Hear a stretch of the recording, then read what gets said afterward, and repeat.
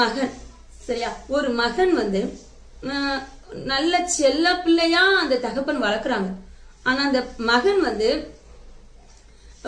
சில நாட்கள் கொஞ்சம் வாலிப நாட்கள் வரவும் என்ன பண்ணிருந்தாங்க, ஃப்ரெண்ட்ஸோட சேர்ந்து சில பாவ பழக்கங்கள்ல ஈடுபட்டு இந்த திருடுறது அந்த மாதிரி சில பாவத்துல ஈடுபட்டதுனால அந்த போலீஸ் இந்த மகனை என்ன பண்றாங்க, பிடிக்க வராங்க. வீட்டுல அந்த பொருட்கள் எல்லாமே இருக்குது, கையும் அவங்க பிடிச்சிட்டாங்க.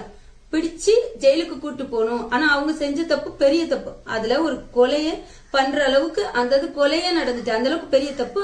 அவங்கள கூட்டு போனா தூக்கு தண்டனை, அப்படி ஒரு பெரிய தப்ப பண்ணிட்டாங்க. சரியா, அப்போ அந்த மகனை பிடிக்கிறதுக்கு போலீஸ் வந்துட்டு, ஆனா தகப்பன் இருக்காங்க, ஐயோ நான் செல்லமா வளர்த்த என்னுடைய பிள்ளை இப்போ தூக்கு தண்டனை குடுக்கற இந்த நேரத்துல குடுத்தா கூட என் பிள்ளை மறிச்சு எங்க போயிருவாங்க, நரகத்துக்கு போயிருவானே.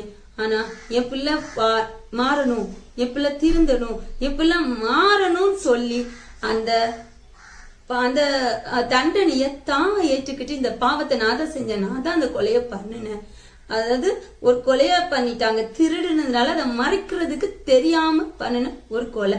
அப்போ தான் மேல பழிய போட்டு அந்த தகப்பன் ஜெயிலுக்கு போயிடுறாரு. அங்க போய் அவங்களுக்கு தூக்கு தண்டனையும் கிடைச்சிருது, அவங்க இறந்து போயிருந்தாங்க. அவங்க எங்க இருக்காங்க இப்போ, அவங்க நல்ல ஒரு மனுஷனா வாழ்ந்தவங்க. அவங்களுடைய உயிர் எங்க இருக்கு, பரலோகத்துல இருக்குது.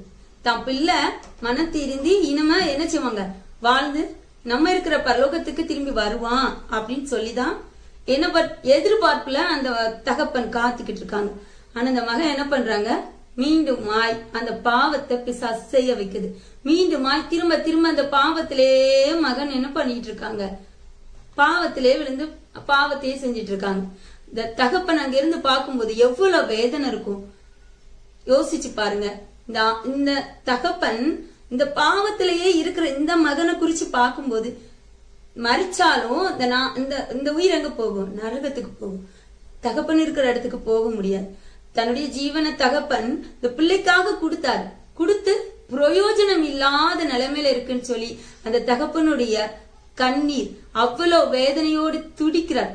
இந்த மாதிரிதாங்க நம்ம தகப்பன் தேவனாகிய கர்த்தர் நம்முடைய பாவத்துக்காக, நம்ம செஞ்ச பாவத்துக்கு நமக்கு தண்டனை என்னன்னா நரகம் தான். நம்முடைய இறந்து போனா சரீரம் அழிஞ்சிரும், ஆனா ஆத்துமா அழியாத ஒண்ணு. அது எங்க போகுது, நரகத்துக்கு போகுது. நரகத்துக்கு போக கூடாது, என் பிள்ளை பரலோகத்துக்கு என் கூட வரணும், நான் சந்தோஷமா வாழ வைக்கணும்னு சொல்லி அவர் ஏங்கி அதுக்காகவே என்ன பண்ணாரு, சரீரூபம் எடுத்து பலியானாரு.